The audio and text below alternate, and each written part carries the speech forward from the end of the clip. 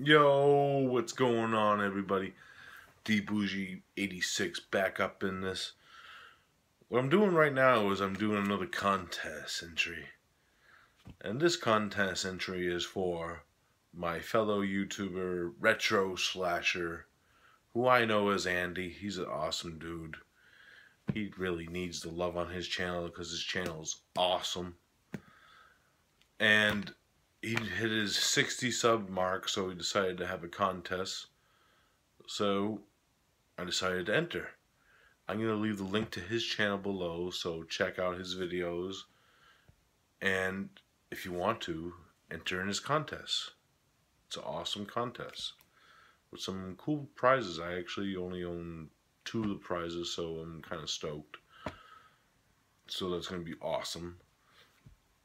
So now let's get into this. Since he's into slashers, of course, his questions that he asks us for this contest entry are about slashers. So, first question, what is our favorite slasher? Can you take a wild guess? Slaughter High all day, every day. Yeah, I'm a huge Slaughter High fan. It just sucks that it doesn't have a really awesome release here in the States. But I got the Arrow DVD, which is in widescreen, and it has some features on it, which is awesome. That Arrow at least gave this film love. This is the reversible cover art under its, I believe this is German title, Jolly Killer. I just love the slasher. It's just a fun one. It's everything I look forward to in like a slasher. It's wicked fun and has an awesome score by Harry Manfredini, who, of course, you know from like Friday the 13th fame. They actually do a joke of Friday the 13th in the film with Manfredini actually plays along with it too. It's actually pretty awesome. Yeah, Slaughter High is my favorite slasher of all time. Fun ass film. Now the second question he asks, what is our favorite kill in a slasher? Now this is a very interesting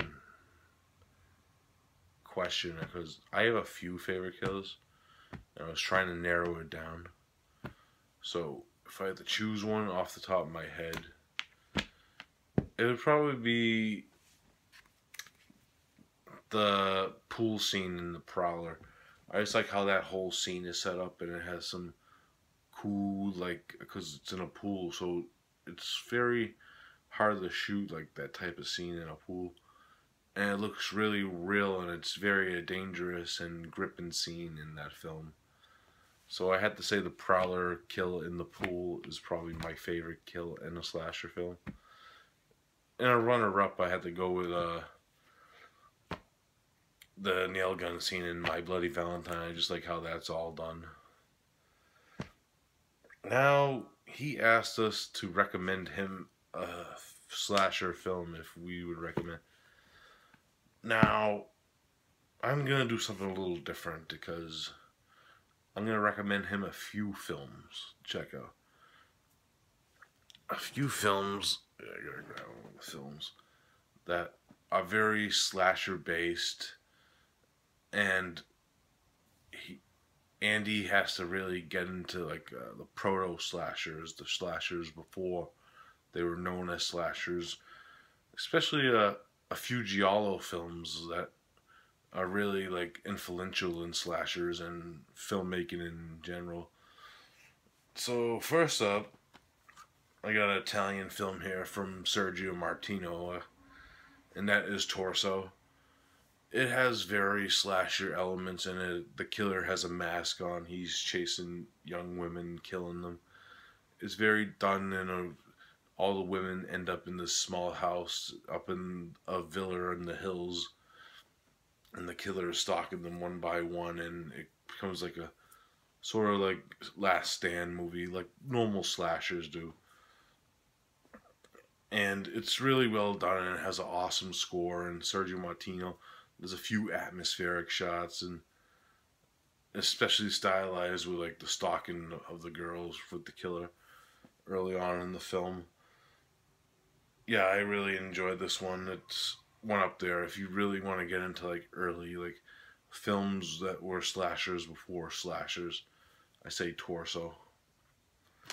Another one recommend him is a film from what is it? Lamberto Bava, who you know is Mario Bava's son, and this is one of his early films that he did before like he hit it like big with Demons and those films. And that is A Blade in the Dark. Really well done, stylized. It has a few good kills and some blood in it. Really like it is a giallo in a sense, but I kind of reference this more into the slasher genre since it did come in the 80s. It does have like doesn't really have the giallo feel to it, but it does at the same time because there is like a mystery behind who the killer is. But yeah, Blade in the Dark, awesome film. And the last one I'm gonna recommend to him is a sort of different type of film. It's I don't know how you would really categorize this film. It's kind of like a Asian slasher in a sense. It has some slasher motifs in it that I highly enjoyed, and the only difference is you do know who the killer is when it happens, but it's done in a way where it's very well done, and the kills are brutal as fuck. And that's Dream Home from Hong Kong, IFC Midnight.